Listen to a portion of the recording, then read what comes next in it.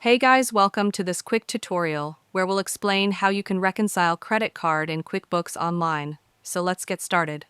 First, log into your account. Once you're logged into your company, go to the accounting section and select Reconcile. From here, choose the account you want to reconcile. For this example, we'll use the checking account.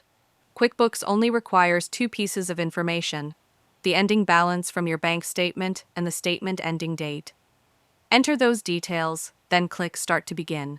Since QuickBooks connects to your bank feed, it already knows which transactions have cleared the bank and which haven't. The system automatically checks off the cleared transactions for you, so most of the reconciliation process is nearly automated.